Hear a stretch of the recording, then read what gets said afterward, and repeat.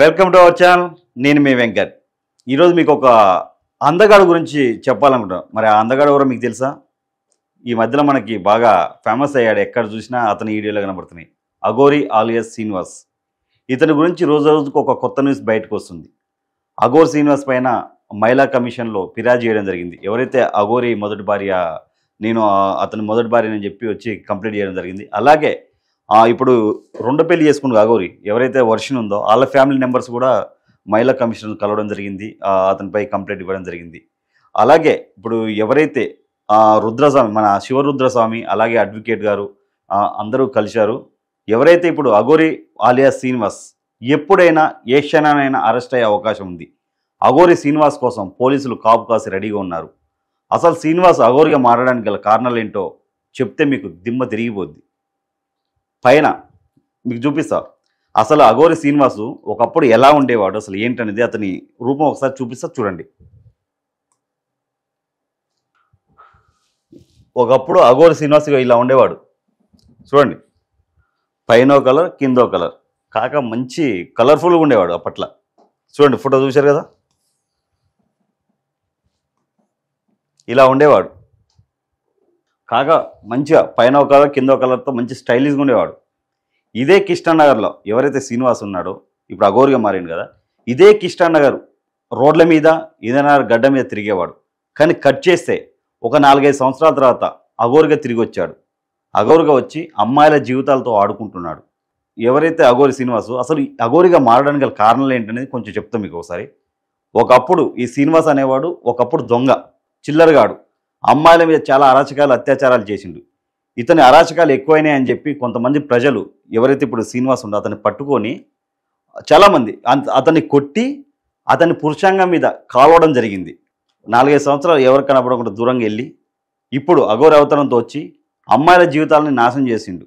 ఇది తెలియక ఎవరైతే వర్షం లాంటి అమ్మాయిలు ఉన్నారో ఈ పిచ్చోడి చేతిలో రాయిగా మారిపోతున్నారు, మాయలో పడుతున్నారు. అసలు అఘోరి శ్రీనివాస్, నేను ఒకటి అడగాలనుకున్నా. ఈ అఘోరి శ్రీనివాస్ ఎవరైతే ఈ అఘోరికి అసలు ఫోన్కి సిగ్నల్ లేవు, అలాంటప్పుడు నీకు ఎందుకు 2 సిమ్ములు? ఫోన్కి సిగ్నల్ లేవు, అలాంటి అతనికి 2 సిమ్ములు అంట. ఏదో వెనకట ఒక సామెత ఉంది, ఓ సామెత చెప్తా. వెనకట ఒక మనిషి అంట, ఇలాంటి ఒక మనిషి యుద్ధానికి వెళ్తూ కత్తి మర్చిపోయినంట. ఇప్పుడు మనం యుద్ధానికి వెళ్తున్నాం, కత్తి లేదు, అయినా కానీ నేను యుద్ధం చేయగలనని చెప్పి వెళ్ళిపోయినంట. అలా ఉంది. ఏదో ఉంది చూడు, ఏదో ఉంటే చూడు, తుపాకీ లేనోనికి ఏదో అన్నట్టు మళ్ళీ అలా ఉంది మన పరిస్థితి. అసలు నువ్వు ఎవరైతే ఇప్పుడు శ్రీనివాస్ నువ్వు అఘోరిగా మారావు కరెక్టే, నువ్వు ఆడానా మొగడా అనేది నీకే తెలియదు. నువ్వు ఆడ మొగ కానివాడి, అలాంటి వాడికి 2-3 పెళ్ళిళ్ళంట. అసలు నిజంగా జనాలు అసలు ఇంతగా ఉన్నారంటే, ఎంత పిచ్చోళ్ళలాగా ఉన్నారంటే, ఎవరైతే ఇప్పుడు శ్రీవర్షిని అనే అమ్మాయి ఉందో, వర్షిని చదువుకున్నావు, తెలివి ఉంది, నువ్వు అసలు ఇలాంటి మాయలు ఎలా పడ్డావో నాకు అర్థం కావట్లే. అతనికి ఈ ఎవరైతే అఘోరి ఉండో ఆ అఘోరికి ఆల్రెడీ మొదటి భార్య అంట. మళ్ళీ ఆమె కొంచెం చదువుకోనింది, మంచి కొంచెం ఎడ్యుకేషన్, అలాంటి అమ్మాయి మొదటి భార్య అని చెప్పి వచ్చి కేసు పెట్టింది. ఇప్పుడు ఎవరైతే వర్షం ఉందో అతన్ని పెళ్లి చేసుకున్నారు. ఒక వీడియో చూపిస్తా మీకు, చూడండి.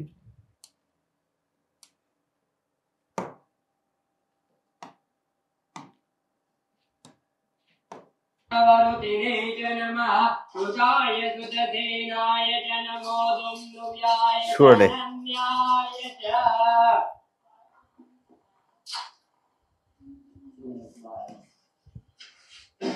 ఓం నమః సంభవాయ చమయో భవాయ చ నమః శంకర.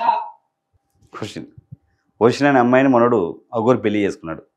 అసలు నిజంగా ఏమైపోతుంది సమాజం? అసలు అతను అఘోరి అంటే ఎలా ఉంటారు అసలు? ఆల్రెడీ ఒక అమ్మాయి నాకు నన్ను పెళ్లి చేసుకున్నా అని చెప్పి ఒక అమ్మాయి వచ్చింది, కంప్లైంట్ ఇచ్చింది మహిళా కమిషన్లో. తర్వాత శ్రీవర్షిని 2వ పెళ్లి చేసుకున్నాడు మనోడు. ఇప్పుడు ఎవరైతే శ్రీవర్షిని వాళ్ళ బ్రదరు శ్రీవిష్ణు అని ఉండు, అతనికి కూడా తాళి కట్టిందంట. ఆఖరికి వాళ్ళ కుక్క పిల్లకు కూడా తాళి కట్టిందంట. ఈ అఘోరితో పాటు ఏదైతే కుక్క పిల్ల ఉందో ఆ కుక్క పిల్లకు కూడా. అసలు ఈ దీన్ని పెళ్ళి అంటారా? ఈ సమాజంలో ఎవరైనా ఇది పెళ్ళి అని యాక్సెప్ట్ చేస్తారా? నువ్వు మిస్టర్ శ్రీనివాస్, నువ్వు సనాతన ధర్మం గురించి మాట్లాడతావా? నువ్వు అంటే సనాతన ధర్మం గురించి అసలు సనాతన ధర్మం గురించి మాట్లాడే రైట్స్ నీకున్నాయా? అసలు అఘోరి అంటే ఎలా ఉంటారో తెలుసా?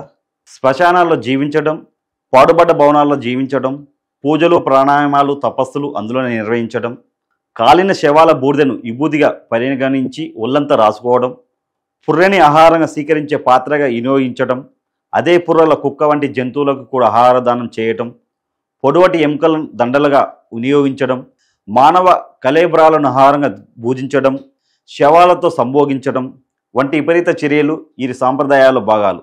చూడుపలో ఇతర దేవతల పుర్రెల ఎముకలతో ధరించినట్టు వీళ్ళు కూడా ధరిస్తారు. ఈ విపరీతమైన పొగడల వల్ల సామాన్యులు వీళ్ళకి కొంచెం దూరంగా ఉంటారు. అసలు అఘోరులు అంటే వాళ్ళు ఏదో నువ్వు మొన్న ఇంతకుముందు నువ్వు వచ్చిన కొత్తలో మాట్లాడావు కదా, అమ్మాయిలు పెళ్ళిళ్ళు అలా చేసుకుంటారు అని చెప్పి మాట్లాడినావు. ఏదో నువ్వు మొత్తం సోషల్ మీడియాలో అందరికి ఇంటర్వ్యూ ఇచ్చి ఇష్టం వచ్చినట్టు మాట్లాడినావు. నేను సనాతన ధర్మం, నేను అది చేస్తా ఇది చేస్తాను. అసలు నువ్వు ఒక చిల్లర దొంగవు. నిన్ను ఎందుకు అసలు నువ్వు అమ్మాయికి ఎందుకు నువ్వు అసలు అఘోరికి ఎందుకు మారినావు? నువ్వు అటు ఇటు కానివాడు. నువ్వు చేసే చిల్లర పనులు, నువ్వు అమ్మాయిల మీద అగత్యాలు చేస్తుంటే పట్టుకొని నేను కుక్కను కొట్టినట్టు కొట్టిరు. కొట్టి నీ ఏదైతే అంగం ఉందో అంగం మీద కాల్చిరు. నువ్వు ఏం చేయాలో తెలియక దాన్ని సర్జరీ చేసుకొని ఆపరేషన్ చేసుకొని నువ్వు 5-6 సంవత్సరాలు దూరంగా వెళ్ళిపోయి ఈరోజు నేను అఘోరి అని చెప్పి వచ్చి ఇట్లా అమ్మాయిల జీవితాలతో నాశనం చేసుకుంటాను. తెలియక పిచ్చోళ్ళు జనాలు నీ మాయలో పడి ఇలా వాళ్ళకాళ్ళు ఊరేసుకుంటారు. నిజంగా చెప్పాలంటే వర్షిన అనే అమ్మాయి పాపం వాళ్ళ అమ్మ నాన్న ఎంత బాధపడుతురు. నిన్ను దగ్గర 25 సంవత్సరాలు 24 సంవత్సరాలు పెంచి పోషించిన వాళ్ళకంటే నీకు ఇతను ఎక్కువ అయిపోయిందా? ఈమె చెప్తుంది వర్షిని, మాకు ఏ జన్మలో అనుబంధము, మేము ఏ జన్మలో భార్యాభర్తలం అంట. ఈడు చెప్తాడు, నేను అనొద్దు ఈడు అని, నా ముద్దుల పెళ్ళమంట. ఆ వర్షిని చెంపలు గిల్లుతున్నా ముద్దుల పెళ్ళమని. అసలు నిజంగా అసలు నువ్వు అఘోరారా బాబు? అఘోర్ అంటారా నేను ఎవడన్నా? నీకు ఎవడో చేసిన పనికి నువ్వు అది కట్ చేయించుకొని వచ్చి నేను అఘోర్ అని చెప్తున్నావు. ఇక్కడ నిజమైన అసలైన అఘోరులు కాశీ నుంచి వస్తారంట. ఎవరైతే ఇప్పుడు శివరుద్ర స్వామి ఉన్నాడో నీ మీద ఫైట్ చేస్తుంది కదా, పిలిపిస్తా అన్నాడు. అసలైన అఘోరాలు వస్తే నీకు ఉంటుంది. ఏ క్షణాలైనా నువ్వు అరెస్ట్ అయ్యే అవకాశం ఉంది. పోలీసులు మాత్రం నిన్ను వదిలిపెట్టరు. నిజంగా నేను చెప్తున్నా, ఏదైతే గవర్నమెంట్ ప్రభుత్వానికి రిక్వెస్ట్గా చెప్తున్నా, ఇలాంటి వ్యక్తుల్ని మాత్రం వదలకూడదు. భూస్థాపన చేయాలి ఇలాంటి వ్యక్తులని. రేపు ఇతన్ని చూసి ఇంకో 4 పుడతారు. అసలు ఎటుపోతుంది ఈ సమాజం? చూద్దాం ఏం జరుగుద్దో. ఎప్పటికైనా అరెస్ట్ అయ్యే అవకాశం అయితే ఉందంటారు. ఇవాళ రేపో చూద్దాం ఏం జరుగుద్దో.